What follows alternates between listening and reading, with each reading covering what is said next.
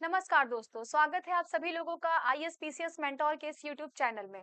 दोस्तों, आप आशा करते हैं कि आप लोग स्वस्थ होंगे, मस्त होंगे और पूरी ऊर्जा और ईमानदारी के साथ अपनी परीक्षाओं की तैयारी में लगे हुए होंगे। दोस्तों, हम यहाँ पे जो है इतिहास सेक्शन को देख रहे हैं, यहाँ पे हम हिस्ट्री पढ़ा रहे हैं। हमारी क्लास जो है वो चल रही है। अगर आप लोग देखे होंगे तो हिस्ट्री में भी हमने एंशिएंट इंडिया को स्टार्ट किया है। ठीक है, एंशिएंट इंडिया को हम यहाँ पे स्टार्ट किए दोस्तों, और एंशिएंट इंडिया में भी हम लोग स्टोन एज को कवर कर रहे हैं। ठीक है, स्टोन एज को हम लोग दोस्तों देख रहे हैं। स्टोन एज पे हमने डिस्कशन किया था, जिसमें हमने कल की क्लास में क्या किया था, फटाफट उसको हम लोग रिवीजन कर लेते हैं, क्योंकि जो भी हम आगे पढ़ने वाले हैं, पीछे हमने क्या पढ़ा है उसका हम जल्दी से रिवीजन कर ले तो अच्छी चीजें हम उसको लिंक कर पाएंगे। ठीक है, स्टोन एज में हमने क्या देखा था, इसमें हमने पूरा पाषाण काल को कंप्लीट कर लिया था दोस्तों। मध्य पाषाण काल को हमने कंप्लीट कर लिया था। और आज जो देखेंगे दोस्तों, हम वो नौ पाषाण काल को देखेंगे। ठीक है, नौ पाषाण काल को आज हम पढ़ेंगे। तो चलिए हम फटाफट दोस्तों जो है वो मध्य पाषाण काल की चीजों को फटाफट जो है वो यहाँ पे हम उसको रिवीजन कर लेते हैं। तो मध्य पाषाण काल की सबसे महत्वपूर्ण उपलब्धि क्या थी दोस्तों? मध्य पाषाण काल की सबसे महत्वपूर्ण उपलब्धि क्या थी? तो ध्यान रखिएगा, यहाँ पे सबसे जो महत्वपूर्ण था कि इन्होंने पशुपालन प्रारंभ कर दिया था। ठीक है, क्या प्रारंभ हुआ था दोस्तों? तो पशुपालन जो है इन्होंने प्रारंभ कर दिया था। पशुपालन के हमें साक्ष्य कहाँ से मिले थे? वेरी इंपॉर्टेंट है, फटाफट बताइए, पशुपालन के साक्ष्य कहाँ से मिले थे? तो ध्यान रखिएगा, पशुपालन के साक्ष्य जो है हमें मिले थे बागोर स्थल। ठीक है, कहाँ से? बागोर स्थल। ये बागोर कहाँ पे है दोस्तों? तो ये राजस्थान में है बागोर। ठीक है, दूसरा था आदमगढ़। ठीक है, क्या था? आदमगढ़ था मध्य प्रदेश में। ठीक है, यहाँ से हमें जो है पशुपालन के साक्ष्य मिलता है। और तीसरा था दोस्तों, वो था लोटेश्वर स्थल। ठीक है, ये कहाँ पे था? ये गुजरात में था। इन तीन स्थलों से जो है हमें पशुपालन का साक्ष्य मिलता है। ये एक बहुत ही महत्वपूर्ण घटना थी मध्य पाषाण काल के लोगों की। मतलब अब वो पशुओं के महत्व को समझ चुके थे। अब एक अस्थाई जीवन की तरफ उनका जो है विकास हो रहा था। ठीक है, अस्थाई जीवन की तरफ वो बढ़ रहे थे, जिसमें उन्होंने पशुपालन प्रारंभ कर लिया था। लेकिन दोस्तों, अभी आपको ध्यान रखना है कि अभी भी उन्होंने क्या किया है? खाद्य उत्पादन नहीं किया है। मतलब अभी जो भी उनका जीवन यापन का जो तरीका है, जो उनके जीवन यापन का तरीका है, अभी भी वो शिकार कर रहे हैं। ठीक है, शिकार कर रहे हैं दोस्तों, खाद्य संग्राहक हैं। क्या है? खाद्य संग्राहक है। ठीक है, खाद्य संग्राहक है। इसके साथ ही साथ दोस्तों, यहाँ पे पशुपालन का इन्होंने प्रारंभ किया है। कौन सा ऐसा पशु था जिसको सबसे पहले पालतू बनाया गया था? हमने बात किया था कुत्ता। ठीक है, कुत्ता ऐसा प्रथम पशु था जिसको पालतू बनाया गया था। और हमने ये भी देखा था कि जो मध्य पाषाण काल था दोस्तों, मध्य पाषाण काल के जो हथियार हैं वो सर्वप्रथम किसको मिले थे? इसके खोजकर्ता कौन थे? इनके टूल्स सबसे पहले किसको मिला था दोस्तों? ठीक है, तो कार्लाइल को। किसको मिला था दोस्तों? कार्लाइल को मिला था। ठीक है, नाम इनका ध्यान रखिएगा। कार्लाइल को दोस्तों सर्वप्रथम जो है इनके हथियार मिले थे। कहाँ से मिले थे? ये इंपॉर्टेंट है, ध्यान रखिएगा। इनको विंध्य क्षेत्र की पहाड़ियों से मिले थे। ठीक है, विंध्य क्षेत्र से इनको जो है उस समय के इनको हथियार और चित्रकारी प्राप्त हुई थी कार्लाइल को, और इन्होंने ही जो है उसको मध्य पाषाण काल की संज्ञा दिया था। पूरा पाषाण काल के बारे में देखा था ना? फटाफट बताइए पूरा पाषाण काल के बारे में। तो यहाँ का जो सर्वप्रथम हथियार मिला था, किसको मिला था? फटाफट बताइए। वो मिला था रॉबर्ट ब्रूस फूट को। ठीक है, रॉबर्ट ब्रूस फूट को मिला था दोस्तों। कहाँ से मिला था? ध्यान रखिएगा, इनको मिला था पलवरम से। ठीक है, पलवरम से दोस्तों इनको हथियार मिला था। क्या? हैंड एक्स इन्होंने प्राप्त किया था। कब प्राप्त किया था? कई कई बार एग्जाम में इसका टाइम भी पूछा है, इसलिए आपको इसके डेट पे आपको ध्यान रखना है। ठीक है, जो डेट अगर मैं बार बार बोल रही हूँ, मतलब कि वो बहुत ही इंपॉर्टेंट है, आपके एग्जाम में पूछी जाएगी।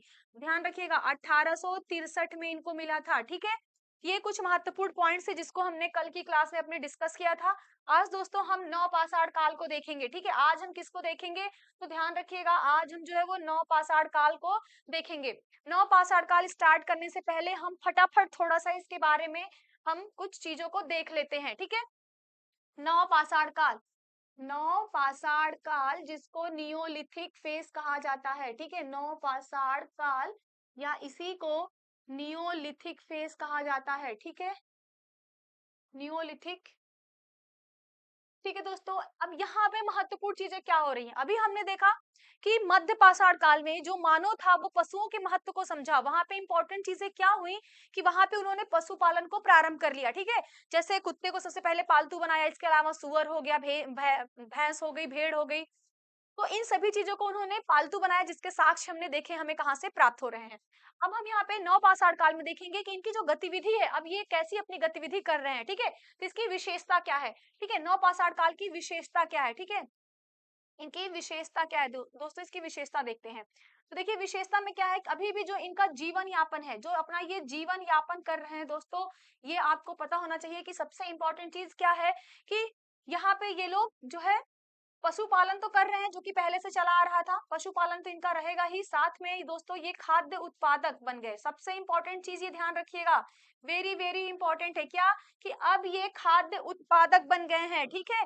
नवपाषाण काल का जो मानव था दोस्तों, वो खाद्य उत्पादक बन गया। अब ये खाद्य को प्रोड्यूस करने लग गया, खेती के महत्व को समझ गया। इसका मतलब क्या हो रहा है? इसका मतलब आप समझ सकते हैं कि इनका जो जीवन है दोस्तों, अब ये अस्थाई ग्राम्य जीवन की तरफ बढ़ रहा है, ठीक है? इनका जो जीवन है वो अस्थाई ग्राम्य जीवन का विकास हो रहा है, ठीक है? अस्थाई ग्राम्य जीवन का विकास हो रहा है, मतलब अब ये जो है वो घर बना करके, मतलब फैमिली के महत्व को समझेंगे, पशुपालन करने लगे पहले ही, अब खाद उत्पादने लगे, मतलब इनको खाने की चीजें, सारी चीजें एक जगह ही इकट्ठा हो गई, एक जगह ही मिल गई। दैट मीन्स अब वो वहीं पे ही एक ग्राम्य जीवन स्थापित करेंगे, एक अपना गांव की स्थापना करेंगे, ठीक है? ये इनकी महत्वपूर्ण चीजें थी नवपाषाण काल के लोगों की। और यहाँ पे हम लोग देखते हैं दूसरी चीज, अब इनके हथियार है दोस्तों, इनके हथियार की बात करते हैं, ठीक है? नवपाषाण काल के लोगों के हथियार की बात करते हैं। अब इनके जो हथियार है, जो इनके टूल्स है दोस्तों, उसमें क्या हो गया कि वो पॉलिश युक्त होने लगे। ध्यान रखिएगा, अभी भी जो हथियार है वो पत्थरों के ही बन रहे हैं, बट अब उन पत्थरों पे क्या है, उसको ये पॉलिश करने लगे। अब इनके हथियार जो है वो पॉलिश युक्त होने लगे। दूसरी चीज, अब उनके हथियार किस तरीके के हो रहे हैं दोस्तों, तो ध्यान रखिएगा, अब वो सुंदर बनाने लगे, उसको सुंदर बनाने लगे, सुडौल बनाने लगे, ठीक है? सुंदर हो गया, सुडौल हो गया। और उसकी जो सामग्री थी, और भी विभिन्न विभिन्न विभिन्न धातुओं धातु का भी प्रयोग नहीं किया दोस्तों, जो विभिन्न पत्थरों थे, उन पत्थरों पे उनका प्रयोग करके ये हथियार को बनाने लगे हैं, ठीक है? हथियार को क्या किए दोस्तों, बनाने लगे हैं। इसके अलावा हम देखते हैं कि अब यहाँ पे ये लोग मृद भांडों को भी बनाने लगे हैं, बर्तनों को भी बनाने लगे हैं, ठीक है? मृद भांडों का भी विकास हमको देखने को मिलता है, कहाँ पे, नवपाषाण काल के लोगों को, ठीक है? ध्यान रखिएगा, अभी भी इन्हें जो है वो किसी भी धातु का ज्ञान नहीं है। अभी इनके जो हथियार बन रहे हैं विभिन्न पत्थरों के बन रहे हैं, इसके अलावा हड्डी के, हमने अभी मध्य पाषाण काल में भी देखा कि ये हड्डी के भी हथियार बनाने लगे हैं। अब ये जो है दोस्तों, मृद भांडों का भी विकास इन्होंने कर लिया, और ये आभूषण भी बनाने लगे हैं, ठीक है? इन सभी चीजों का हमें जो है साक्ष्य प्राप्त होता है, जो विशेषता है किसकी, नवपाषाण काल के लोगों की। अब आपके दिमाग में आ रहा होगा कि ऐसे कौन से स्थल है जहां से हमें इनका साक्ष्य मिलता है। हाँ, इसके पहले मैं आपको ये बता दूं इंपॉर्टेंट चीज, कि जो नवपाषाण काल शब्द है दोस्तों, ये जो नवपाषाण काल ये शब्द है, इस शब्द का सर्वप्रथम प्रयोग किसने किया था? इस शब्द का सर्वप्रथम प्रयोग किसने किया था? नवपाषाण काल जो शब्द है दोस्तों, इस शब्द का सर्वप्रथम प्रयोग किया था जॉन लुवाक ने। किसने किया था दोस्तों? जॉन लुवाक ने। जॉन लुवाक ने दोस्तों सबसे पहले इस शब्द का प्रयोग किया था, ठीक है? ये आप ध्यान रखिएगा। और ये भी चीज है, अभी हमने देखा कि जैसे मध्य पाषाण काल के जो हथियार थे, और उस हथियारों को सबसे पहले किसको मिला था दोस्तों, तो वो मिला था कार्लाइल को। कहाँ से मिला था? विंध्य की, जो विंध्य पहाड़ी का जो क्षेत्र है वहां से मिला था। अब सेम यहाँ पे भी है कि जो नवपाषाण काल के लोग हैं दोस्तों, इनको जो हथियार प्राप्त होता है, सर्वप्रथम ये हथियार किसको मिलते हैं, ठीक है? सर्वप्रथम ध्यान रखिएगा, जो नवपाषाण काल की जो सर्वप्रथम औजार है वो किसको प्राप्त होता है, ठीक है? तो जो सर्वप्रथम औजार प्राप्त होता है दोस्तों, वो लेमन सूरियर को प्राप्त होता है, ठीक है? किसको? लेमन सूरियर को, ठीक है? लेमन सूरियर को प्राप्त होता है। और इनको कहाँ से प्राप्त होता है, ये भी आपको पता होना चाहिए। तो ये टोंस नदी घाटी से, कहां से? टोंस नदी घाटी से इनको प्राप्त होता है, ठीक है? ये कुछ इंपॉर्टेंट चीज थी जो नवपाषाण काल से संबंधित, उसको हमने देख लिया। दूसरी चीज, अब हम नवपाषाण कालिक स्थलों को देख लेते हैं। ये तो हमने इसका मोटा मोटी देखा कि जो इसके इंपॉर्टेंट फैक्ट्स है जिससे संबंधित आपके एग्जाम में प्रश्न आते हैं। अब हम देखते हैं दोस्तों इनके स्थलों को, ठीक है? तो जो नियोलिथिक साइट देख लेते हैं दोस्तों, नियोलिथिक साइट को हम लोग देख लेते हैं। नियोलिथिक साइट कौन कौन सी है, ठीक है? नियोलिथिक साइट को हम लोग देख लेते हैं। देखिए पहली चीज तो जो ये नियोलिथिक टाइम है, थोड़ी सी इनकी टाइम लाइन की बात कर लेते हैं। पहली चीज जो नियोलिथिक जो टाइम लाइन को हम लोग देख लेते हैं, तो इनके जो टाइम लाइन की बात करें तो ये वैश्विक में, ठीक है, ये विश्व में, ठीक है, वैश्विक स्तर पे इसका टाइम कब माना गया है? कि ध्यान रखिएगा वैश्विक स्तर पर इसका टाइम दोस्तों वो 9000 ईसा पूर्व माना गया है। ठीक है, वैश्विक स्तर पर इसका टाइम दोस्तों 9000 ईसा पूर्व माना गया है। परंतु भारतीय उपमहाद्वीप में, ठीक है, ध्यान रखिएगा कहाँ पे, भारतीय उपमहाद्वीप में दोस्तों इनका टाइम कब माना गया है, तो वहां पे ये 7000 बीसी माना गया है। ठीक है, 7000 ईसा पूर्व के आसपास इनका टाइम माना गया है। तो ये इंपॉर्टेंट जानकारी थी जो आपको पता होना चाहिए। विश्व स्तर पे इनका 9000 बीसी के आसपास ये टाइम पीरियड है और भारतीय उपमहाद्वीप में 7000 बीसी के आसपास। अब हम देख लेते हैं इनके महत्वपूर्ण स्थल। ठीक है, इनके हम इंपॉर्टेंट जो साइट है उसको हम लोग देख लेते हैं। इंपॉर्टेंट साइट देख लेते हैं दोस्तों, इंपॉर्टेंट साइट कौन कौन सी है। ठीक है, इंपॉर्टेंट साइट कौन कौन सी है। सबसे महत्वपूर्ण जहां पे हमें जो है नवपाषाण काल की चीजों की जानकारी प्राप्त होती है, जहां से उनके बहुत सारे साक्ष्य मिलते हैं, जिससे कि उनका हमें साक्ष्य मिलता है कि उनका स्थायी ग्राम्य जीवन उन्होंने स्थापित कर लिया था, खाद्य उत्पादन प्रारंभ कर लिया था। ये हमें कहाँ से मिलता है, तो ध्यान रखिएगा वो है मेहरगढ़। ठीक है, क्या है, मेहरगढ़, बहुत ही इंपॉर्टेंट है दोस्तों। मेहरगढ़ से हमें इसका साक्ष्य मिलता है। ठीक है, मेहरगढ़ कहाँ पे है दोस्तों, तो ध्यान रखिएगा ये पाकिस्तान के दोस्तों ये बलूचिस्तान बलूचिस्तान प्रांत में है। ठीक है, पाकिस्तान के ये बलूचिस्तान प्रांत में है। ठीक है, बलूचिस्तान प्रांत में ये अवस्थित है। ठीक है, तो यहाँ से ही सर्वप्रथम जो है हमें खाद्य उत्पादन जो ये करते थे, इसको हमें यहाँ पे ध्यान रखिएगा, यहाँ पे हमें जो है वो खाद्य खाद्यान्न उत्पादन की जानकारी मिलती है। ठीक है, खाद्य उत्पादन का हमें जो है साक्ष्य मिलता है।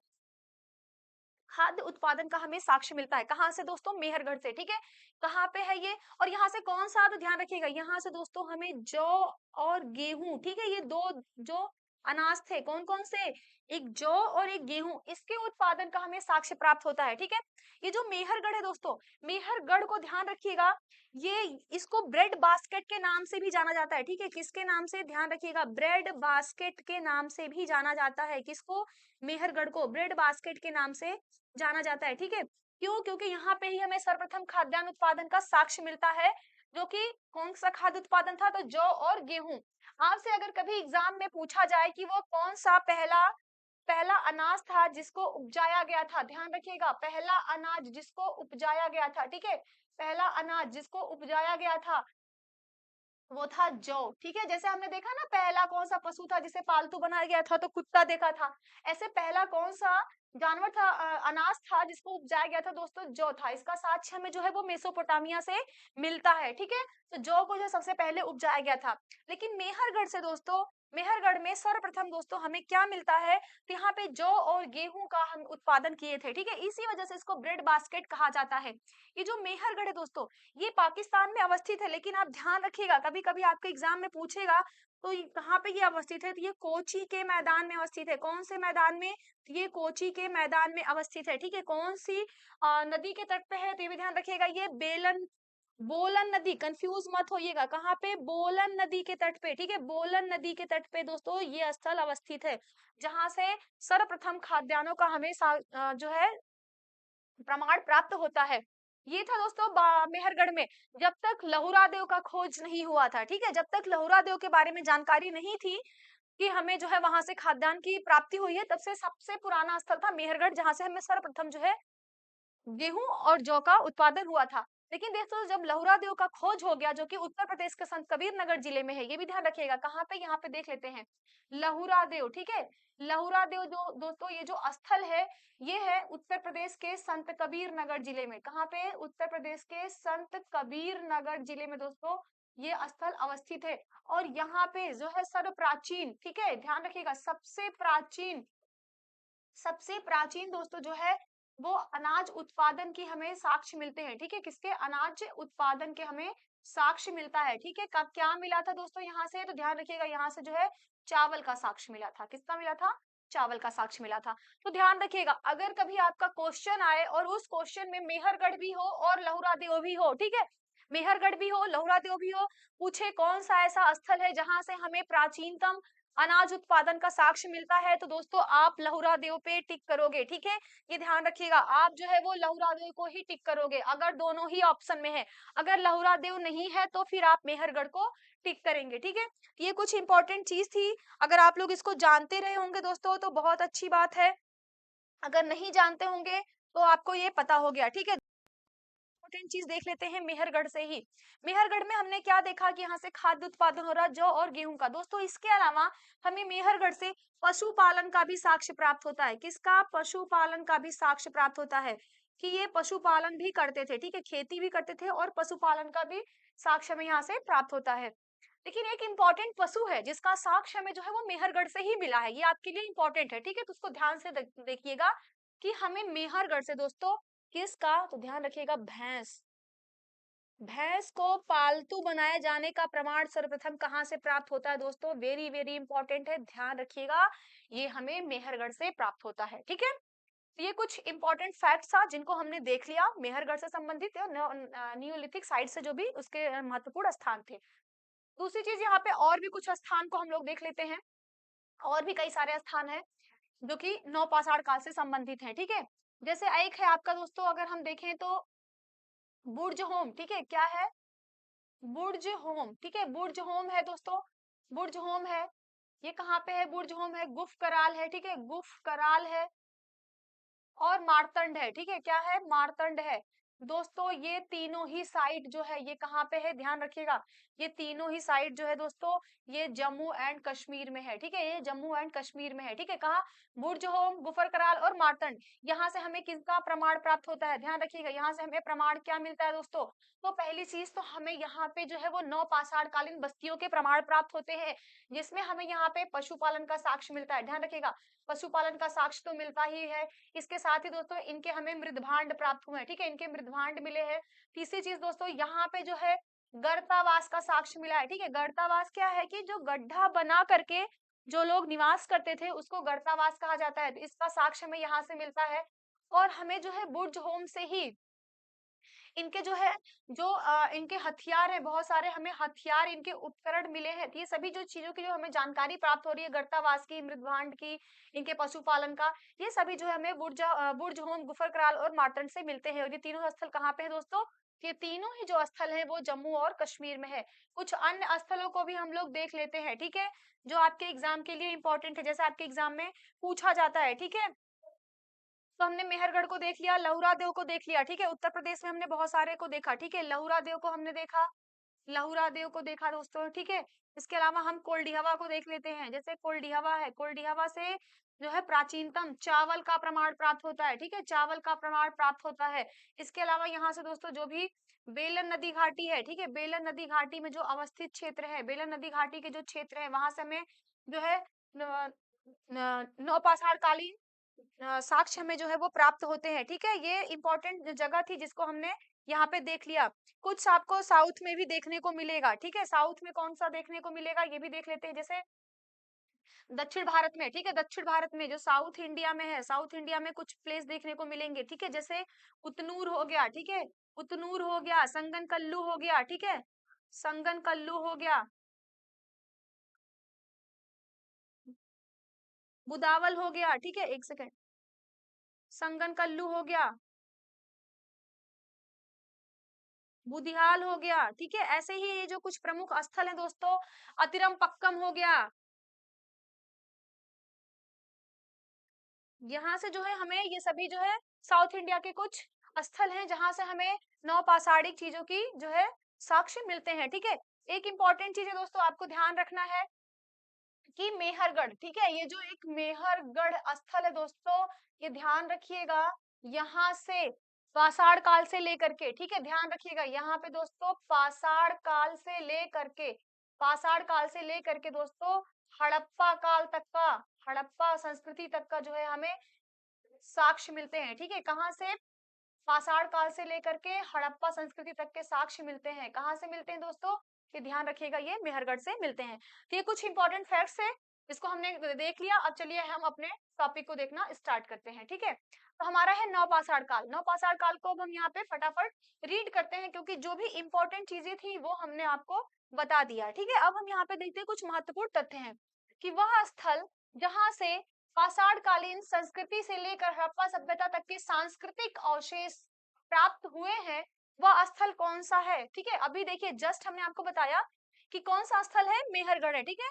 मेहरगढ़ जो स्थल है दोस्तों, यहाँ पे हड़प्पा मतलब पाषाण संस्कृति से लेकर के हड़प्पा संस्कृति तक के पूरे सांस्कृतिक अवशेष यहाँ पे प्राप्त होते हैं। कहाँ से, मेहरगढ़ से। मेहरगढ़ कहाँ पे है, हमने इसको देखा, ये पाकिस्तान के बलूचिस्तान प्रांत में अवस्थित है, ठीक है।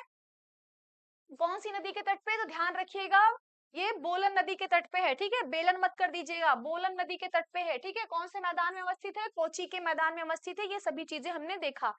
नेक्स्ट पॉइंट है इसमें कि भारत में प्राप्त प्राचीन कृषि का साक्ष्य कहाँ से मिलता है। अब कृषि का साक्ष्य प्राचीनतम कहाँ से मिल रहा है, देखिए अभी मैंने कहा था ना कि सबसे पहले जब तक लहुरा देव की खोज नहीं हुआ था तब तक जो है वो मेहरगढ़ को प्राचीनतम माना जाता था। यहाँ पे हमें कृषि का 7000 ईसा पूर्व में साक्ष्य मिला है, ठीक है। उसके बाद से लहुरा देव की खोज हो जाती है, लहुरा देव को हम लोग डिस्कवर करते हैं। और ये कहाँ पे है, ये उत्तर प्रदेश के संत कबीर नगर जिले में है। उत्तर प्रदेश के दोस्तों संत कबीर नगर जिले में है, ये ध्यान रखिएगा, इनका लोकेशन भी उत्तर प्रदेश के संत कबीर नगर जिले में दोस्तों ये अवस्थित है।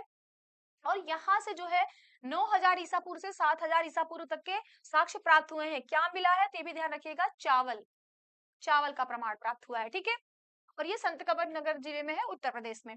नेक्स्ट है दोस्तों इसमें पॉइंट कि नौपाषाणिक स्थल बुर्ज होम, कौन सा, बुर्ज होम। इसकी खोज किसने किया था, देखिए डी टेरा एवं पीटरसन ने इसकी खोज किया था, ठीक है।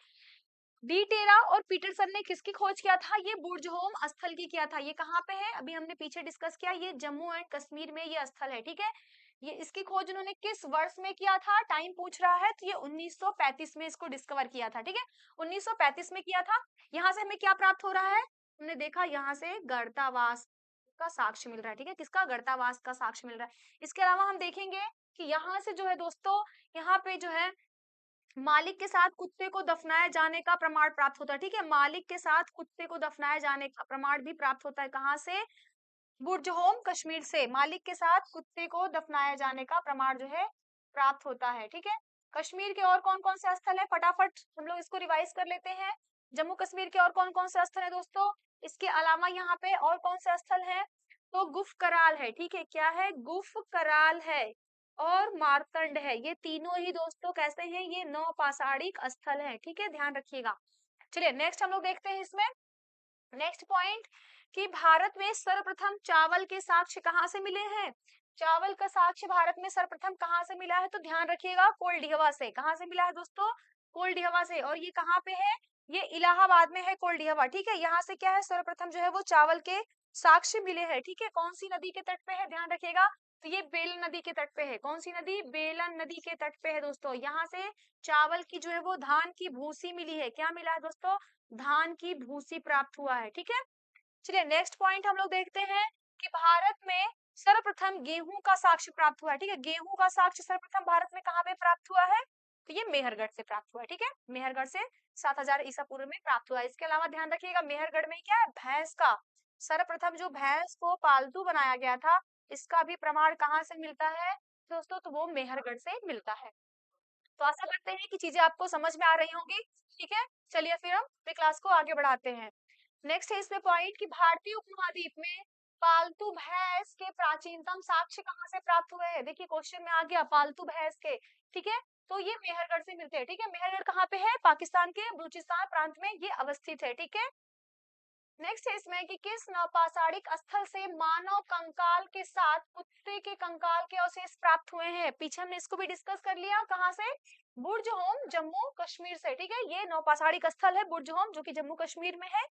और वहां से हमें जो है मानव के साथ एक कंकाल ऐसा मिला है जिसमें मानव के साथ जो है वो कुत्ते की भी अस्थियां मिली हुई हैं। इससे पता चलता है कि शायद वो जो है इस उद्देश्य से रखते रहे कि जो उस समय का जो मानव रहा होगा वो परलोक में भी जा करके उसका उपयोग करता रहा होगा। इस उद्देश्य से चीजों के अवशेष जो है होते थे उनके साथ उनको दफना दिया जाता था, ठीक है। इसमें पॉइंट है कि किस नौपाषाणिक स्थल से गर्तावास यानी जो गड्ढा बना करके घर रहते थे उसको गर्तावास कहा जाता है, इसके प्रमाण हमें प्राप्त होते हैं। तो कहाँ से दोस्तों, ये बुर्ज होम और ये गुफकराल से। ये दोनों ही स्थल कहाँ पे हैं, ये जम्मू कश्मीर में है, ठीक है।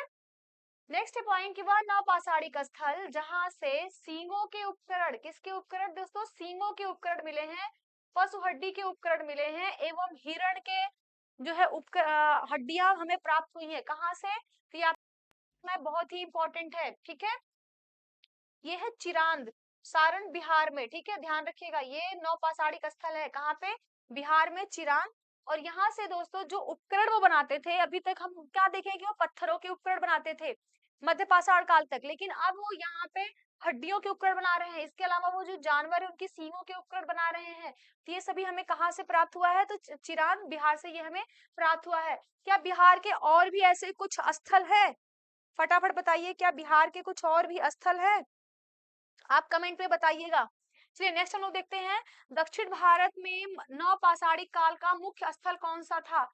ठीक है, दक्षिण भारत में पूछ रहा है, ठीक है, दक्षिण भारत में, अभी हमने कई सारे स्थलों को बताया जो दक्षिण भारत के स्थल थे। दक्षिण भारत में नवपाषाण कालीन स्थल कौन कौन से हैं? ठीक है, तो देखिए इसका जो सही जवाब हो जाएगा वो बेल्लारी, कर्नाटक में, ठीक है, ये नवपाषाण कालीन स्थल है। इसके अलावा और कौन कौन से स्थल है उनको फटाफट देख लेते हैं, ठीक है। तो इसके अलावा दोस्तों कौन सा है? उतनूर हो गया, ठीक है, उतनूर हो गया। इसके एक सेकेंड, इसके अलावा देखिए कौन कौन सा स्थल है दोस्तों? उतनूर हो गया, ठीक है, ये कर्नाटक में है। बुदिहाल हो गया, ठीक है, बुदिहाल हो गया। और पिकलीहल हो गया, ठीक है, पिकलीहल हो गया। यहाँ से क्या है? राख का टीला हमें सब जगहों से प्राप्त हुआ है, ठीक है, इन सभी जगहों से राख के टीले प्राप्त हुए हैं। और ये स्थल कहाँ पे है दोस्तों? संगन कल्लू हो गया, ठीक है, क्या हो गया? संगन कल्लू हो गया। ये सभी जो स्थल है दोस्तों, ये जो है दक्षिण भारत में है, ठीक है। और यहाँ से हमें राख के टीले का अवशेष प्राप्त हुआ है, ठीक है, किसके? ध्यान रखिएगा, राख के टीले का अवशेष प्राप्त हुआ है, ठीक है। चलिए नेक्स्ट हम लोग देखते हैं पॉइंट, किस नवपाषाण कालीन पुरास्थल से राख के टीले के साक्ष्य प्राप्त हुए हैं? ठीक है, कहाँ कहाँ से राख के टीले मिले हैं? तो देखिए संगन कल्लू कर्नाटक में है, ये पिकलीहल और उतनूर से, यहाँ से क्या है? राख के टीले मिले हैं। इसके अलावा भी दोस्तों क्या है? कोडेकल हो गया, बुदिहाल हो गया, ठीक है, बुदिहाल हो गया, कोडेकल हो गया, बुदिहाल हो गया, कोडेकल हो गया। इन सभी स्थलों से भी हमें जो है राख के टीले का अवशेष प्राप्त होता है, ठीक है। चलिए नेक्स्ट हम लोग पॉइंट देखते हैं। नेक्स्ट पॉइंट है दक्षिण भारत के जो नौपाषाणिक स्थल हैं उनको देख लेते हैं, ठीक है। तो यहाँ पे है मास्की, ब्रह्मगिरी, हल्लूर, कोडक्कल, पिकलीहल, संगनकल्लू, टी नरसीपुर, टैक्कल, टैक्कलकोट कर्नाटक में है, पय्यमपल्ली तमिलनाडु में है, उतनूर आंध्र प्रदेश में है। दोस्तों ये बहुत ही इंपॉर्टेंट स्थल है क्योंकि इनके नाम पूछे जाते हैं, ठीक है, तो आप ध्यान रखिएगा। फिर से देखते हैं, मास्की, ब्रह्मगिरी, हल्लूर, कोडक्कल, पिकलीहल, संगनकल्लू, टी नरसीपुर, टैक्कलकोट, ये सभी कर्नाटक के स्थल हैं। पय्यमपल्ली कहाँ पे है? ये भी जो है दक्षिण भारत के नौपाषाणिक स्थल है, तो ये तमिलनाडु में है। कहाँ पे है? तमिलनाडु में है। उतनूर कहाँ पे है दोस्तों? उतनूर, उतनूर जो है वो आंध्र प्रदेश का स्थल है, ठीक है। और यहाँ से क्या मिला है? राख के टीले का साक्ष्य प्राप्त होता है, ठीक है। तो ये महत्वपूर्ण स्थल थे जो दक्षिण भारत के नौपाषाणिक स्थल थे जिन्हें हमने अभी देख लिया। चलिए नेक्स्ट देखते हैं क्या है। नवपाषाण काल का इंपॉर्टेंस क्या है? नवपाषाण में किन किन किन नई चीजों का विकास होता है जिसको हमने क्लास के स्टार्टिंग में ही जो है देख लिया था, बट यहाँ पे भी देख लेते हैं। देखिए नवपाषाण काल की प्रमुख देन क्या है? तो यहाँ पे दोस्तों कृषि का विकास हुआ, वेरी वेरी इंपॉर्टेंट, ठीक है, यहाँ पे कृषि का विकास हुआ, ठीक है, ध्यान रखिएगा। किसका विकास हुआ? कृषि का विकास हुआ। तो जब कृषि का विकास हुआ वो खाद्यान्न का उत्पादन करेंगे, दैट मीन्स अब वो अस्थाई ग्राम्य जीवन का विकास करेंगे, ठीक है, किसका? अस्थाई ग्राम्य जीवन की तरफ वो लोग बढ़ रहे हैं।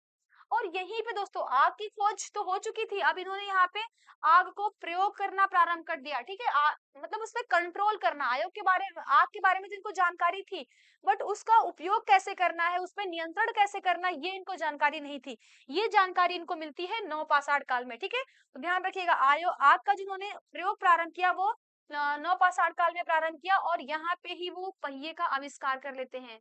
बड़ी चीज है, खाद्य उत्पादन और पहिए का आविष्कार, ये दोस्तों नवपाषाण काल में होता है, ठीक है। अब पहिए का आविष्कार होने से क्या होगा कि अब जो भी ये अनाज उत्पादन करेंगे, इसके अलावा ये मृदभांड वगैरह तो बना ही रहे हैं, उसको एक स्थान से दूसरे स्थान तक ले जाना या ले आना बहुत आसान हो जाएगा की सहायता से, ठीक। महत्वपूर्ण देन है किसकी? नवपाषाण काल के लोगों की, ठीक है। चलिए नेक्स्ट हम लोग देखते हैं। इसके अलावा भी ध्यान रखिएगा, हमें यहाँ पे ना नवपाषाण काल में ही जो फसल थी, ध्यान रखिएगा, जो फसल थी, इन फसलों को काटने के विभिन्न उपकरणों की भी जानकारी मिलती है। फसलों को काटने के विभिन्न उपकरण, ठीक है, फसलों को काटने के विभिन्न उपकरण की भी हमें जानकारी मिलती है कहाँ पे, नवपाषाण काल के लोगों में, ठीक है। विभिन्न उपकरणों की जानकारी हमें प्राप्त होती है कहाँ पे, नवपाषाण काल के टाइम में। तो ये महत्वपूर्ण चीजें थी जो नवपाषाण काल से संबंधित थी। नेक्स्ट हम लोग देखते हैं, नेक्स्ट क्या है, नेक्स्ट पॉइंट है मानव द्वारा सर्वप्रथम किस अनाज का प्रयोग किया गया। सर्वप्रथम कौन सा अनाज मानव ने प्रयोग किया था, तो जौ। जौ था सबसे पहले जो मानव ने प्रयोग किया, जौ को, ठीक है। फटाफट देखते हैं, सबसे पहला जानवर जिसको पालतू बनाया गया, जानवर कौन सा है जिसको पालतू बनाया गया दोस्तों, तो जानवर हुआ कुत्ता, ठीक है। कुत्ते को सर्वप्रथम पालतू बनाया गया था। अनाज हमने देखा जौ। कौन सी धातु है जो मानव ने सर्वप्रथम प्रयोग की थी, तो ध्यान रखिएगा तांबा। तांबा ऐसी धातु है जिसको मानव ने सर्वप्रथम प्रयोग में लिया था, ठीक है। चलिए नेक्स्ट देखते हैं हम लोग, बसुली, छेनी, छेद वाला गोल पत्थर किस जाते हैं। तो ये सभी जो इनके उपकरण है दोस्तों, ये नियोलिथिक पीरियड, नवपाषाण काल से संबंधित है, ठीक है। फसल काटने का आयताकार पाषाण उपकरण जिसे कहा जाता है, ये किस नवपाषाणिक स्थल से प्राप्त हुआ है, तो ये बुर्जहोम से। अभी पीछे भी मैंने डिस्कस किया ना, यहाँ से इनको विभिन्न प्रकार के उपकरण प्राप्त हुए हैं, जिससे ये पता चलता है कि वो कृषक थे, पशुपालन भी करते थे, कृषक भी करते थे। बुर्जहोम कहाँ पे, ये जम्मू कश्मीर में ये स्थल है, ठीक है। इसकी खोज किसने किया था, फटाफट बताइए, अभी हमने इसको पीछे डिस्कस किया था ना कि बुर्ज होम की खोज किसने किया था। बुर्ज होम की खोज जो किया था वो डी टेरा और पीटरसन ने किया था, ठीक है। किसने किया था, ध्यान रखिएगा, अभी पूछा था ना, ये 1935 में किसने किया था, डी टेरा और पीटरसन ने। डी टेरा और पीटरसन ने जो है दोस्तों इस स्थल की खोज किया था, किसकी, बुर्ज होम में, जो बुर्ज होम की, ठीक है। डी टेरा और पीटरसन ने। यहाँ से क्या है, यहाँ से फसल काटने के उपकरण प्राप्त हुए हैं। इसके अलावा यहाँ से दोस्तों एक ऐसा कंकाल मिला है जिसमें जो है मानव के साथ कुत्ते को दफनाए जाने का प्रमाण प्राप्त होता है, गर्तावास का प्रमाण प्राप्त होता है, ये सभी बुर्ज होम से। नेक्स्ट पॉइंट है, किस नवपाषाणिक स्थल से पशु बाड़े का प्रमाण प्राप्त हुआ है। पशु बाड़ा, ठीक है, पशु बाड़ा का प्रमाण कहाँ से प्राप्त होता है, तो महगढ़ा। महगढ़ा कहाँ पे है, ये इलाहाबाद उत्तर प्रदेश में है, ठीक है। महगढ़ा कहाँ पे है, मिर्जापुर, इलाहाबाद उत्तर प्रदेश में है। यहाँ से दोस्तों हमें क्या प्राप्त हुआ है, यहाँ से जो है हमें पशु बाड़े का प्रमाण प्राप्त हुआ है, ठीक है। चलिए नेक्स्ट देखते हैं हम लोग, नेक्स्ट है इसमें कि उच्च पुरापाषाण काल को, किसको, उच्च पुरापाषाण काल को किस एक अन्य नाम से जाना जाता है। उच्च पुरापाषाण काल को, ठीक है, आपका रिवीजन कर रहा है हमने। पुरापाषाण काल जो था दोस्तों उसको 3 भागों में बांट के देखा था ना। जो आपका पुरापाषाण काल था, पुरापाषाण काल को 3 भागों में बांटा था, ठीक है। एक तो था जिसको हम लोग निम्न पुरापाषाण काल कहे थे, दूसरा था जो मध्य पुरापाषाण काल था, और तीसरा जो था वो उच्च पुरापाषाण काल था, ठीक है। तो यहाँ पे पूछ रहा है कि जो उच्च पुरापाषाण काल है उसको किस एक अन्य नाम से जानते हैं, तो उसको दोस्तों मैग्डेलियन संस्कृति एवं ब्लेड संस्कृति, ब्लेड और ब्यूरिन हमने पढ़ा था ना, तो मैग्डेलियन संस्कृति या उसको ब्लेड संस्कृति के नाम से जाना जाता है, ठीक है। नेक्स्ट है तोबा ज्वालामुखी, ठीक है। तोबा ज्वालामुखी के राख सर्वप्रथम कहाँ से प्राप्त हुए थे, तो हमें कहाँ से साक्ष्य मिलता है कि जो जो तोबा ज्वालामुखी है उसके राख हमें मिलते हैं। तो ध्यान रखिएगा ये सोन घाटी क्षेत्र से, कहाँ से, सोन घाटी क्षेत्र से प्राप्त होता है। नेक्स्ट पॉइंट है मध्य सोन नदी घाटी का प्राचीनतम भूतात्विक जमाव का क्रम क्या है। तो वहां पे जैसे जो दोस्तों जो खुदाई किया गया, जो एक जमाव था जिसको खुदाई की गई, सबसे पहले कौन सा जो है वहां पे जमाव की खुदाई हुई उसको क्रम से लगाना है, ठीक है। उनका क्रम पूछा है, तो सबसे पहले सिहावल, सिहावल जो था जमाव उसका खुदाई हुआ, फिर पटपरा का हुआ, फिर बाघोर का हुआ, फिर खैतौनही का हुआ, ठीक है। तो ध्यान रखिएगा ये मध्य सोन नदी घाटी में स्थित ये सारी जो है ये पूरा पाषाणकालीन स्थल है जिनका जो है खोज किया गया। इनका क्रम क्या है, सिहावल, फिर पटपरा, फिर बाघोर, फिर खैतौनही, ठीक है। चलिए नेक्स्ट पॉइंट देखते हैं कि प्रागैतिहासिक के अध्ययन का विषय क्या था। प्रागैतिहासिक के अध्ययन का विषय क्या था, तो इसको तो अब कॉमन सेंस है, कल ही हमने कर लिया कि इनको लिखने का कोई ज्ञान नहीं है, तो निरक्षर समाजों का इतिहास जैसे आपका ऑप्शन रहेगा आप डील कर लेंगे। क्यों, क्योंकि हमने देखा था इसीलिए इसको प्रागैतिहासिक काल कहा था, कि प्रागैतिहासिक काल को आप लोग थोड़ा सा बताया था ना क्लास स्टार्ट जब हमने किया था, कि प्रागैतिहासिक काल के लोगों को क्या था कि उनको कोई भी लिखित साक्ष्य प्राप्त नहीं है, जब उनको लिखने का ज्ञान नहीं है इसी वजह से उसको जो है प्रागैतिहासिक काल कहा जाता है। नेक्स्ट है दोस्तों कि जो हस्त कुठार उपकरण किस विधि के उपकरण थे, उनको बनाने की कौन सी टेक्निक का प्रयोग किया जाता था, ठीक है। उसको बाईफेसियल टेक्निक का प्रयोग करके बनाया जाता था, ठीक है। इस समय का हस्त कुठार था कौन सा था, तो ये भी आपको पता होना चाहिए, ठीक है। हमने देखा था ना कहाँ पे मिला था, तो ध्यान रखिएगा इसको हैंडेक्स नाम दिया था। ये किसको मिला था दोस्तों, ये 1863 में किसको मिला था? रॉबर्ट ब्रूस फूट को मिला था। कहाँ पे मिला था? तो ये पलवरम नामक स्थान से मिला था, ठीक है। कहाँ से मिला था? पलवरम नामक स्थान से दोस्तों ये मिला था, ठीक है।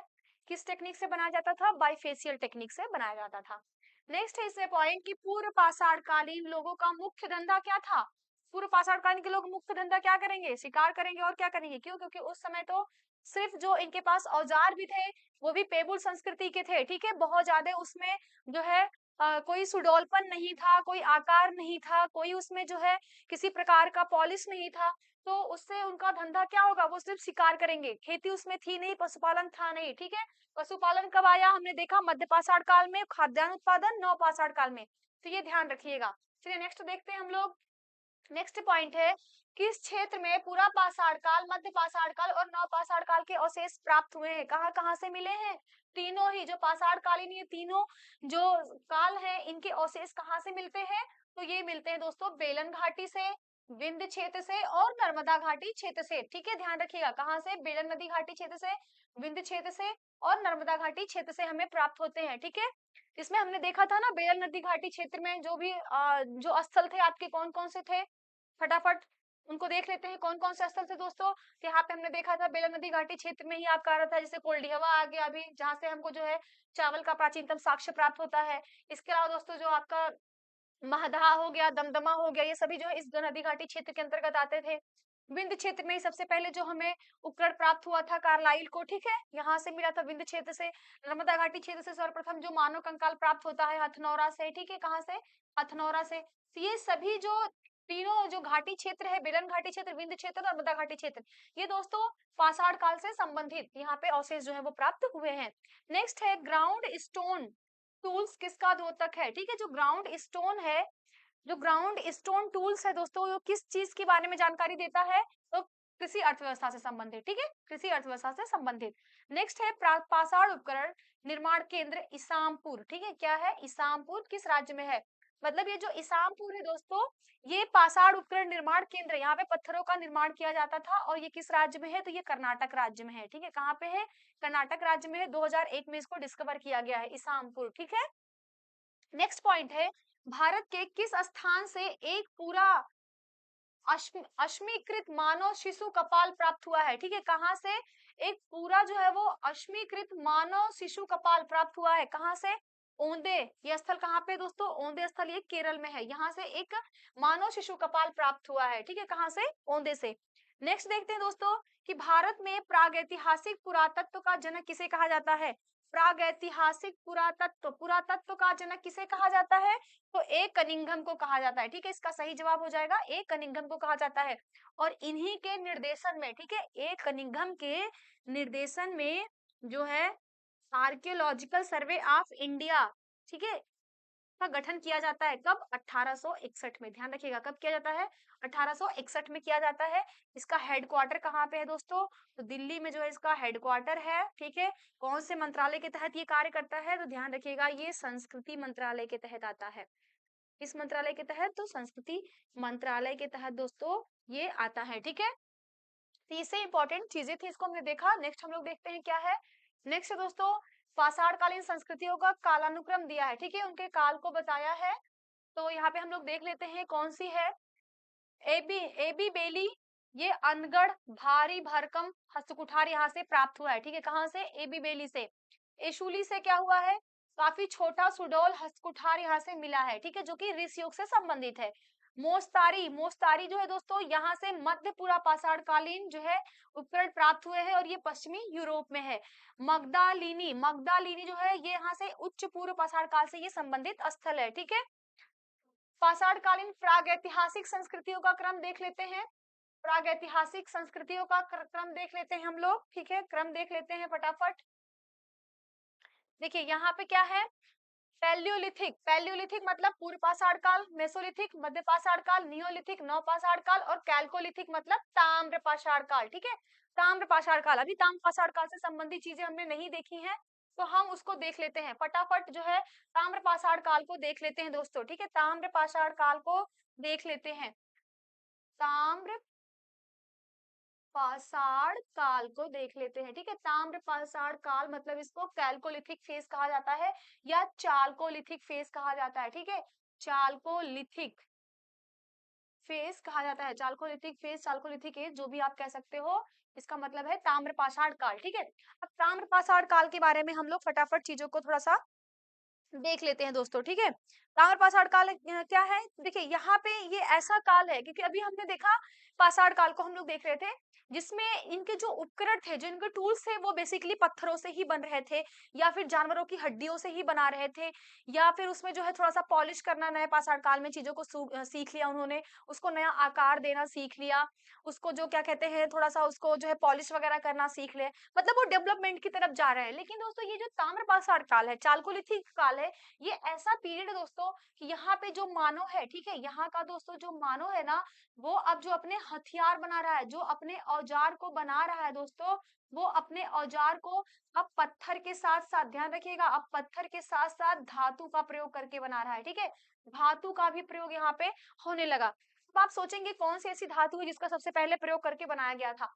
ध्यान रखिएगा दोस्तों, सबसे पहले धातु जो थी वो तांबा, तांबे का इन्होंने प्रयोग किया। अब मतलब पत्थर और जो धातु तांबा का इन्होंने प्रयोग करके जो उपकरण बनाया, उसको ताम्र पाषाण कालीन नाम दिया गया। ठीक है, क्या कहा गया? ताम्र पाषाण कालीन उपकरण कहा गया। ठीक है, अब यहाँ पे मतलब क्या है कि जैसे हमने देखा, जैसे नव पाषाण काल का अंत हो रहा था, वैसे वैसे धातुओं का उपयोग करना ये लोग सीख गए थे। कौन? ताम्र पाषाण लोगों ने। ठीक है, अब इनकी कुछ हम लोग विशेषताएं देख लेते हैं, इनकी कुछ विशेषताएं देख लेते हैं।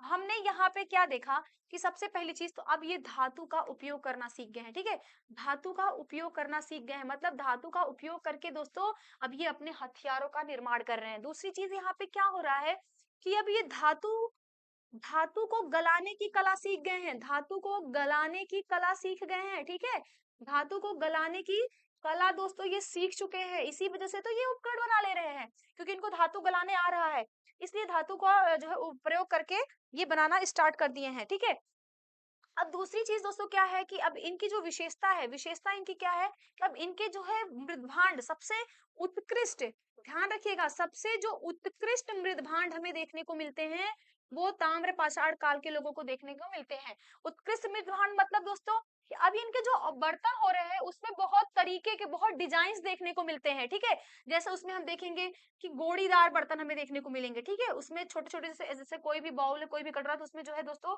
गोड़े लगे होंगे। ठीक है, यहाँ पे हमें और तरीके के तसला वगैरह देखने को मिलते हैं, जैसे तसला हो गया, गोड़ीदार बर्तन हो गया, थाली हो गया। ठीक है, देखिए जैसे थाली हो गया, लोटा हो गया, इन सभी चीजों का, कटोरा हो गया, जो कटोरे थे दोस्तों इसमें गोड़ीदार हो गया, ऐसे विभिन्न प्रकार के जो बर्तन हमें देखने को मिलते हैं। और ये बर्तनों का प्रयोग क्या करते रहे होंगे? इनका प्रयोग क्या करते होंगे?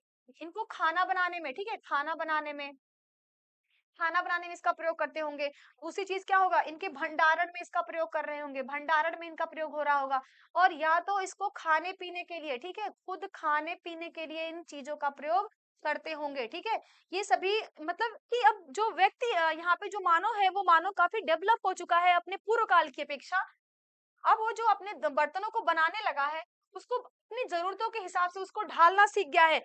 दूसरी चीज दोस्तों, जो इनके मृदभांड हैं, जो इनके बर्तन है ना, अब इन बर्तनों को वो चाक पे बनाना स्टार्ट कर दिया है। ठीक है, ध्यान रखिएगा, अब ये चाक पे बर्तन बना रहे हैं। और दूसरी चीज क्या है, इंपॉर्टेंट चीज दोस्तों, इनके जो मृदभांड है ना, इनके जो मृदभांड है, इन मृदभांड पे दोस्तों आपको अब डिजाइन भी मिलेगी। ठीक है, क्या मिलेगी? डिजाइन भी देखने को मिलेगी। जैसे यहाँ पे सफेद, ध्यान रखिएगा, सफेद, सफेद और काले रंग की, ठीक है, किसके किस किस कलर की दोस्तों देखने को मिलेंगे? सफेद और काले रंग के। ठीक है, सफेद और सॉरी काले, ध्यान रखिएगा, यहाँ यहाँ के जो इनके मृदभांड दोस्तों, उस पे काले और लाल रंग के, किसके? काले और लाल रंग के हमें जो है देखने को मिल जाएंगे। काले और लाल रंग का दोस्तों जो है ये चित्रकारी देखने को मिल जाएगी। ताम्र पाषाण कालीन के जो स्थल हैं, जहां से जो मृदभांड प्राप्त हुए हैं, वहां से हमें देखने को मिलने लगेगा। इसके अलावा इस पे जो है दोस्तों वो सफेद रंग का, किस कलर का? सफेद रंग का, ध्यान रखिएगा, सफेद रंग का जो है वो रैखिक डिजाइन देखने को मिलेगा। रैखिक डिजाइन जो है वो देखने को मिलेगा इनके बर्तनों पे। ठीक है, उस पे उन्होंने कलाकारी किया हुआ है। मतलब अब आप खुद ही देख रहे होंगे कि यहाँ पे एक तरीके की इनके कला का विकास हो रहा है। ठीक है, कला का विकास हो रहा है, बहुत सारे अभी हम देखेंगे कि बर्तनों में इन्होंने कितनी वैरायटी के बर्तन बनाने स्टार्ट कर दिए। इसके अलावा इनके आभूषणों का हम देखेंगे, इनके अलावा इनके जो हथियार हैं, हथियारों में भी इन्होंने कितना ज़्यादा चीज़ों को अपने डेवलप कर लिया है। तो ये ताम्रपाषाण काल की ये सारी चीज़ें दोस्तों इनकी विशेषता हैं। देखिए अब इम्पोर्टेंट क्या है कि जो ताम्रपाषाण काल है, अब उसके महत्वपूर्ण स्थल कौन-कौन से हैं, ठीक है? स्थलों को देख लेते हैं क्योंकि पहले भी हमने कहा था कि जो भी हम पढ़ेंगे, उसके हम स्थलों को देखेंगे, ठीक है? उसके हम स्थलों को देखेंगे, ठीक है? Chalcolithic as. चालकोलिथिक एज में दोस्तों क्या है कि अब देखते हैं हम इनके स्थान कौन-कौन से हैं, ठीक है? इनके स्थान कहाँ-कहाँ से हमें प्राप्त हुए हैं, ठीक है? देखिए इंपॉर्टेंट है इनके स्थान, स्थानों को इनका हम लोग देख लेते हैं। स्थान देखिए सबसे पहला भारत में कहाँ पे मिलता है, ठीक है? जो इनके स्थान है वो भारत में। भारत में कहाँ-कहाँ पे हैं? तो भारत में एक हम देखते हैं दक्षिण पूर्वी राजस्थान। दक्षिण पूर्वी राजस्थान।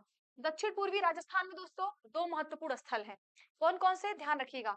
दक्षिण पूर्वी राजस्थान में 2 महत्वपूर्ण स्थल हैं। एक का नाम है दोस्तों आहार, एक का नाम है आहार और एक का नाम है गिलुंद। ठीक है? ध्यान रखिएगा। ये 2 आहार और गिलुंद ये 2 महत्वपूर्ण स्थल हैं भारत के जहाँ से दोस्तों क्या है हमें चालकोलिथिक ताम्रपाषाण काल के जो है प्रमाण प्राप्त होते हैं। दोस्तों ये दोनों ही जो स्थल है वो बनास घाटी क्षेत्र के अंतर्गत आते हैं। किसके अंतर्गत आते हैं?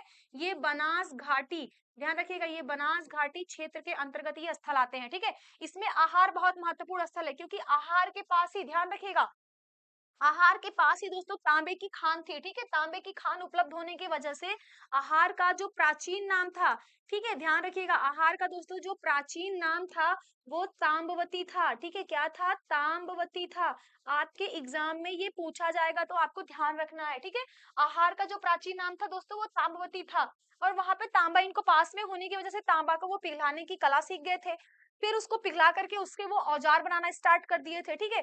दूसरी चीज दोस्तों ये है कि जो आहार स्थल है यहाँ से हमें पाषाण के जो उपकरण है पाषाण के उपकरण जो है वो नगण्य बराबर हमें प्राप्त हुए हैं ठीक है बहुत ज्यादा हमें प्राप्त नहीं हुए लेकिन वही गिलुंग है दोस्तों यहाँ पे दोस्तों हमें जो है पाषाण उद्योग प्राप्त होते हैं जो पाषाण उपकरण बनाने के उद्योग जो हमें कहाँ से प्राप्त होते हैं गिलुंग से प्राप्त होते हैं तो ये 2 महत्वपूर्ण स्थल थे जो कि थे दक्षिण पूर्वी राजस्थान में और कौन कौन सा देखिए यहाँ पे पहला हम लोग ऐसे नंबरिंग कर लेते हैं पहला जो था वो हमने दक्षिण पूर्वी राजस्थान में देखा दूसरा हमने भारत में इसका स्थल कहाँ पे देखने को मिलता है पश्चिमी मध्य प्रदेश में कहाँ पे दोस्तों पश्चिमी मध्य प्रदेश में पश्चिमी मध्य प्रदेश में यहाँ पे कौन कौन से स्थल है पश्चिमी मध्य प्रदेश में तो ध्यान रखिएगा क्या हो गया कायथा क्या हो गया कायथा मालवा ठीक है काथवा कायथा मालवा और एरण दोस्तों ये जो सभी 3 स्थल हैं ये कहाँ पे हैं दोस्तों ये मध्य प्रदेश में है और यहीं पे दोस्तों ध्यान रखिएगा ये जो मालवा है ना इन्हीं का जो ताम्रपाषाण कालीन मृदभांड है वो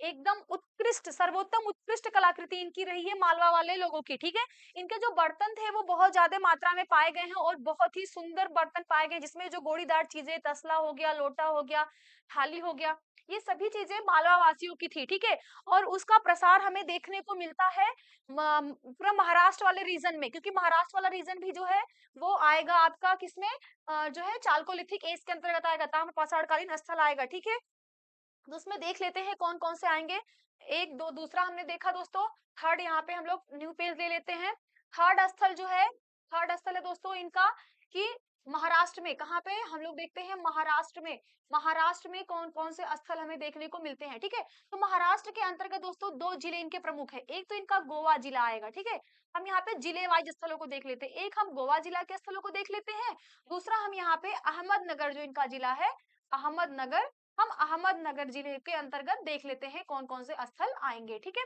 जो गोवा जिला है गोवा जिला के अंतर्गत क्या क्या कौन कौन से आपके स्थल आएंगे दोस्तों तो यहाँ पे आएगा चंदोली आएगा सोनगांव आएगा ठीक है क्या आएगा चंदोली आएगा चंदोली आएगा सोनगांव आएगा ठीक है सोनगांव आएगा इनाम गांव आएगा ठीक है इनाम गांव के बारे में तो सभी लोगों ने सुना होगा ना यहाँ से बहुत सारी चीजों का प्रमाण प्राप्त हुआ है इसके अलावा नासिक हो गया दोस्तों क्या हो गया नासिक हो गया ये सभी स्थल कहाँ के हैं दोस्तों ये गोवा जिले के अंतर्गत आते हैं वहीं अगर हम देखें अहमदनगर जिले में तो यहाँ पे दोस्तों क्या आएगा जोरवे आएगा ठीक है जोरवे आएगा नेवासा आएगा जोरवे आएगा नेवासा आएगा और दैमाबाद आएगा ठीक है दैमाबाद आएगा ठीक है। लेकिन अगर आप ओवरऑल देखेंगे ना दोस्तों, अगर आप ओवरऑल देखेंगे, ध्यान से देखिएगा, ओवरऑल अगर हम देखें तो ये जो सभी स्थल हैं, ठीक है, चाहे वो गोवा जिले के अंतर्गत हो गए, चाहे वो अहमदनगर जिले के अंतर्गत हो गए, ये सभी जो स्थल हैं दोस्तों, ये जोरवे संस्कृति के अंतर्गत रखे जाते हैं। अगर इनकी संस्कृति की बात किया जाए,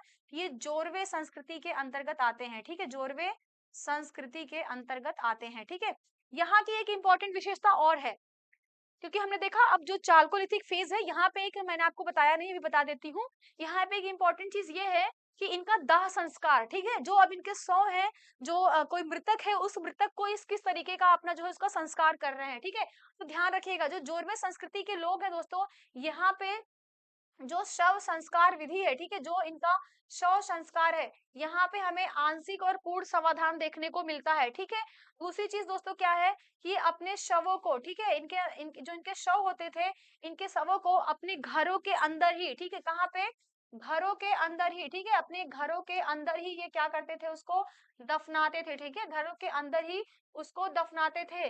आपके एग्जाम में पूछा जाता है इनकी दिशा क्या थी, तो ध्यान रखिएगा, उसको जो है दोस्तों, ये उत्तर और दक्षिण दिशा में, ठीक है, उत्तर से दक्षिण दिशा में रख करके दफनाते थे, ठीक है, उत्तर से दक्षिण दिशा में, उत्तर से दोस्तों दक्षिण दिशा में रख करके दफनाते थे, किसको, अपने शवों को। ये कुछ इंपॉर्टेंट चीजें थी जो थी आपके ताम्र पाषाण काल से संबंधित, जिसको हमने अभी देख लिया, ठीक है।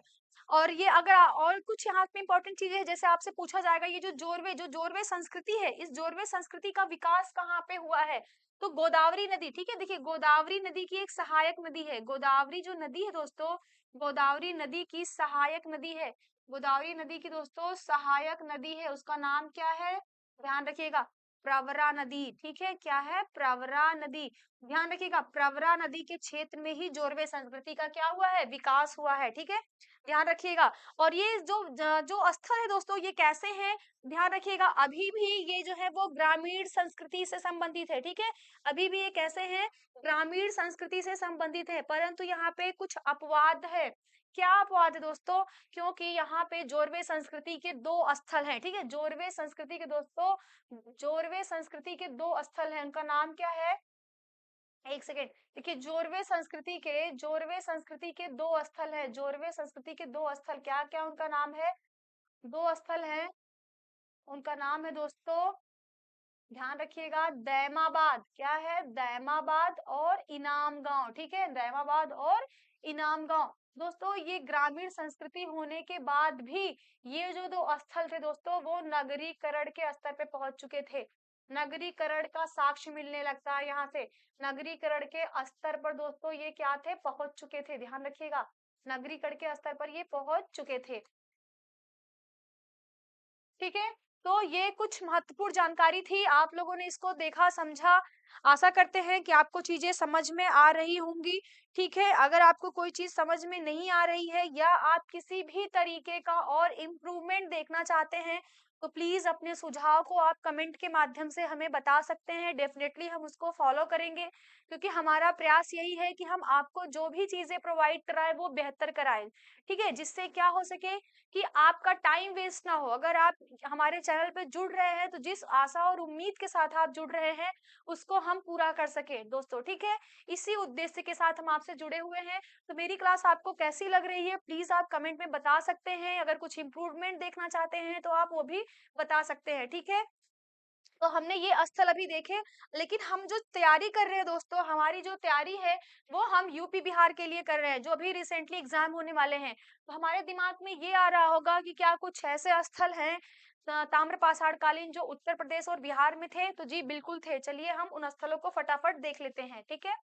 तो देख लेते हैं उत्तर प्रदेश में कौन से स्थल थे, सबसे पहले हम उत्तर प्रदेश के स्थलों को देख लेते हैं, उत्तर प्रदेश में कौन कौन से स्थल थे दोस्तों जो ताम्र पाषाण कालीन थे, ठीक है, ताम्र पाषाण कालीन थे, ठीक है, क्योंकि अगर आपके एग्जाम में आ गया और उनका लोकेशन पूछा तो वो हमसे गलत नहीं होना चाहिए। तो यहाँ पे 2 स्थल थे, 2 स्थल कौन कौन से थे दोस्तों, तो ये पूर्वी उत्तर प्रदेश में है, उसका नाम है खैराडी, खैराडी और नरहन, ठीक है, ध्यान रखिएगा, खैराडी और नरहन, ये दोस्तों पूर्वी उत्तर प्रदेश के स्थल हैं, ठीक है? पूर्वी उत्तर प्रदेश के ये स्थल हैं, खैराडीह और नरहन, ये दोनों ही जो है ताम्रपाषाणकालीन स्थल है। इसके अलावा हम लोग देख लेते हैं बिहार के स्थल कौन-कौन से हैं, ठीक है? बिहार के स्थलों को हम लोग देख लेते हैं दोस्तों। तो बिहार में कौन-कौन से हैं? तो ध्यान रखिएगा बिहार में जो है वो सेनुवार हैं, ठीक है? सेनुवार हैं, सेनुवार हो गया, ताराडीह हो गया, साराडीह हो गया और सोनपुर हो गया, ठीक है? क्या हो गया? सोनपुर हो गया। ये 3 स्थल जो है वो ताम्रपाषाणकालीन स्थल है और ये बिहार से संबंधित है, ठीक है? बाकी जो भी इनका महत्वपूर्ण चीजें थी उसको हमने डिस्कस कर लिया है, ठीक है? सारी चीजों के बारे में हमने डिस्कस कर लिया, इनके शव के बारे में डिस्कस कर लिया। अगर आपसे क्वेश्चन आए कि ये अपने जो मृतकों के शव थे किसको जो है उत्तर दक्षिण दिशा में करके दफनाते थे, तो ध्यान रखिएगा वो था महाराष्ट्र में दैमाबाद, ठीक है? और कहाँ पे जो है ये अपने शव को दोस्तों ये पूरब पश्चिम, ध्यान रखिएगा ये पूरब पश्चिम दिशा में दफनाते थे। ये हमें देखने को मिलेगा दोस्तों, ये दक्षिण पूर्व भारत में कहाँ पे, ध्यान रखिएगा ये हमें देखने को मिलेगा, सॉरी उत्तर पूर्व भारत में कहाँ पे देखने को मिलेगा, ध्यान रखिएगा ये उत्तर पूर्व भारत में हमें इनके जो शव हैं उनको दफनाने की जो दिशा है ये पूरब से पश्चिम देखने को मिलेगी। तो ये जो भी इंपॉर्टेंट पॉइंट्स थे उसको हमने कवर कर लिया दोस्तों। तो हम आशा करते हैं कि चीजें आपको समझ में आ रही होंगी। तो और क्या कहते हैं, इस चैप्टर से संबंधित जो भी महत्वपूर्ण प्रश्न हैं जो आपके पहले के एग्जाम में पूछे गए हैं उसको हम कल की क्लास में कवर करेंगे कि आपके स्टोन से संबंधित जितने भी क्वेश्चंस, जैसा हमने आपको पहले भी बताया था, जो कि 25 राज्यों के पेपर्स को यहाँ पे शामिल किया गया है, ठीक है? जो 25 राज्यों में किसी भी एग्जाम में वो क्वेश्चंस पूछे गए हैं इस टॉपिक से संबंधित उसको हमने यहाँ पे इंक्लूड किया है, उसका आपका प्रैक्टिस सेट है। तो जो हमारी कल की क्लास होगी उसमें हम प्रीवियस ईयर क्वेश्चंस की दोस्तों प्रैक्टिस करेंगे। तो प्लीज हमारे साथ बने रहिए और हमारे चैनल को सब्सक्राइब करिए, ज्यादा से ज्यादा इसको लाइक करिए, अपने फ्रेंड्स लोगों में शेयर करिए। देखने के लिए, अपना समय देने के लिए आप लोगों का बहुत बहुत धन्यवाद। मिलते हैं अब हम कल की क्लास में।